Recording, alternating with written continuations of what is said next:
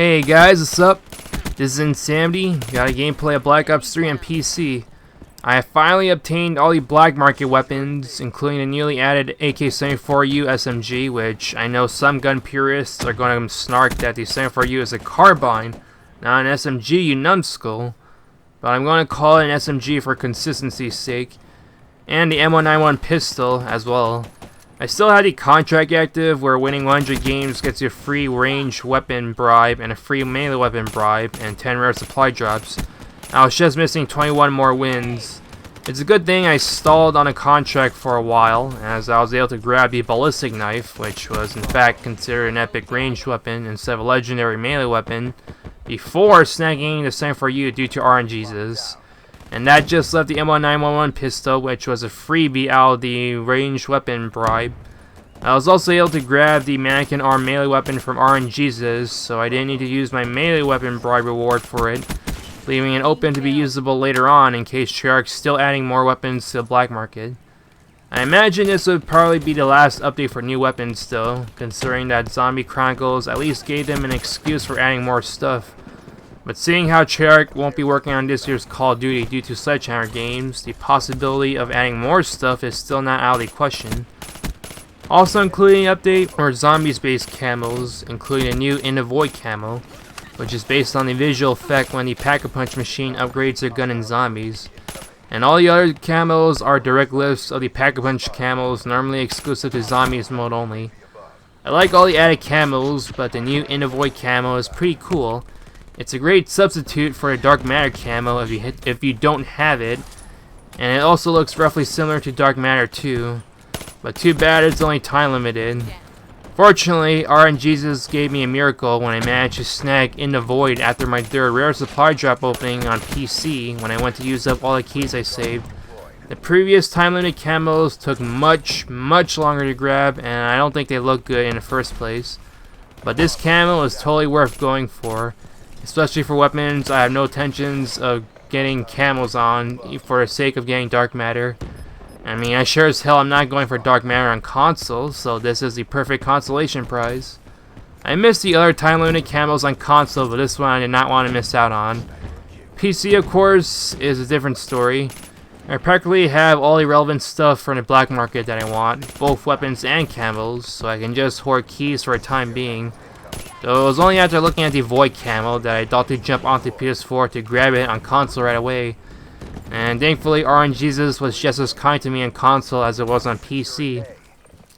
The 74U is a great weapon, I think, if you manage to grab it from the black market. Until stats were released, my initial observations of it was that it was a 3-6 shot SMG with a 3-shot kill range roughly similar to the HG40, but with a fire rate in between the HG40 and a CUDA. After stats were released, I managed to be pretty spot on. The 3-shot range is in fact slightly less than the HG40's, which has the longest 3-shot kill range out of the 3-shot possible SMGs in Black Ops 3. But the fire rate on the 74U is very similar to the KN-44's, which is less than CUDA's, but the combination of reasonable 3-shot kill range and fire rate makes the 74U a more well-rounded weapon, like the KN-44 SMGs, and given the lack of reliable 3-shot SMGs in Black Ops 3, I'd say that the 74U is a godsend. It's sometimes difficult to feel that 3-shot kill range like the HG40 though, but the slightly below average fire rate compared to the sluggish fire rate of the HG40 makes it far more dependable. If you're not actively engaging enemies within the 3-shot kill range, however, I'd still say that CUDA arguably is the better SMG, despite its pathetic 3-shot kill range due to average fire rate, and a reliable 4-shot kill range, which is the longest of all SMGs, whether they're able to 3-shot or not. So this gives it more of a dependability whether you're engaging enemies at close range or at medium range. I still haven't tried the M1 pistol yet, and according to stats, the M1911 has a higher fire rate cap than the MR6, but the damage range on MR6 is better, and of course there's no getting around the M1911 having a pathetic ammo count of 7 bullets, as it accurately reflects its magazine size in real life, at least until you get extended mags for it. I haven't used the MR6 much apart from getting Dark Matter in hardcore game modes though, so the bearer of the two pistols isn't something I can really comment on. Though after using nearly all the black market weapons minus the melee weapons, since they're practically the same, I can safely say my favorites are the FAMAS, the Marshall 16 pistols, and the 7.4U. A lot of the other black market weapons are mostly fun to use only, like the Banshee Energy Shotgun, the Shadow Claw Crossbow, and the High Fire Rate Basilisk and HXL4. Though they have their uses, the weapons already in the game for free are either better or are not really much different.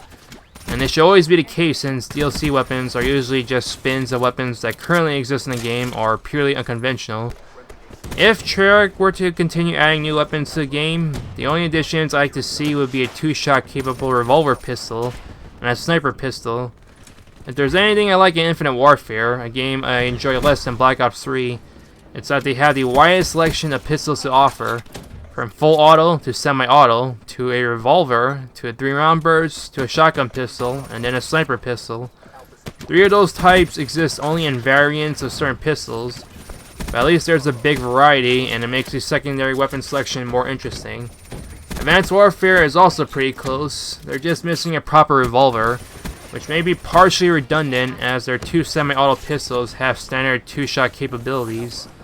None of Treyarch's games have included a sniper pistol yet, and given that none of the pistols in Black Ops 3 have a 2-shot capability except for a Rift pistol, which is not meant to be a conventional weapon, a proper revolver wouldn't hurt either.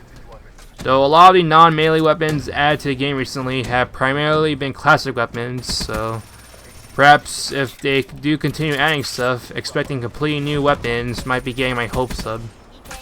Anyway, that's the gameplay and commentary, hope you enjoyed it, and Insanity is out.